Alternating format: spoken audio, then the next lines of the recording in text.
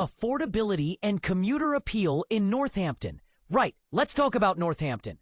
Not the first place that pops into your head when someone says prime commuter town, eh? But hang on, there's a quiet property revolution happening here. And if you're in the market, buyer, seller, investor, nosy parker, it's time to pay attention. Now, affordability. That's the golden word. Compared to your big hitters, London, Oxford, even parts of Milton Keynes, Northampton still offers buyers a chance to breathe.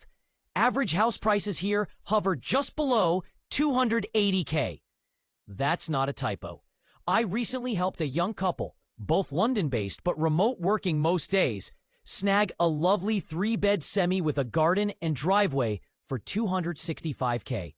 In Walthamstow, you wouldn't even get a studio flat with a window. And commute-wise, look, Northampton Station isn't some sleepy rural stop. It's under an hour to Euston on the fast train. That's your scrolling Instagram, drinking coffee kind of commute. Plus, the M1 is right there. Junction 15. Boom! Easy access for those driving into Milton Keynes, Luton, or even Birmingham. I know a solicitor who works 3 days a week in the city, takes the 7:25 a.m., and still makes it home in time for dinner and CBeebies with the kids. The blend of town and country is also a win. You've got Abington Park, one of my personal favorites, especially in spring. There's something about that blossom, honestly. And then just a quick drive out and you're in rolling countryside or historic villages like Pittsford or Brixworth. If you're working from home most of the week, having access to walks and green space, massive mood booster. Now here's a little known fact. Unless you're knee-deep in property, developers are circling Northampton like hawks. Why? Because of regeneration. Waterside Enterprise Zone, new homes springing up in Euston, Upton, and Hardingstone. An investment into the town center. It's not just about affordability. It's about growth potential. That said, I won't sugarcoat everything. School catchments can be tricky. I had a client pull out of a deal last year because the Ofsted rating on the local primary had just dipped. And if you're banking on picturesque Georgian terraces, this isn't Bath.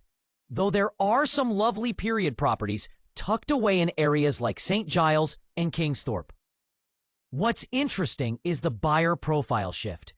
Pre-2020, most of my clients looking here were local upsizers. Now it's London leavers, first-time buyers with hybrid jobs, and downsizers moving from more expensive counties. There's this new energy. I had a 55-year-old IT consultant move from Watford just last month. Downsized from a 4-bed detached to a tidy 2-bed bungalow in Euston. Pocketed $180K equity and told me, this town's better than it looks on paper. Oh, and rental yields? Around 5.5 to 6% on a standard BTL. Better than a lot of the Southeast. I had a landlord who bought a 2-bed near the hospital. It was tenanted within 3 days. Staff from Northampton General are crying out for decent rentals. So, in short, or maybe not so short, Northampton's got the magic mix. Affordability, tick. Commute, tick. Lifestyle, tick. Potential, tick, tick, tick. It's not perfect. But then again, show me a place that is. If you're priced out of London, want more space, or just fancy a town that's genuinely on the up, Northampton might just surprise you, just like it surprised me.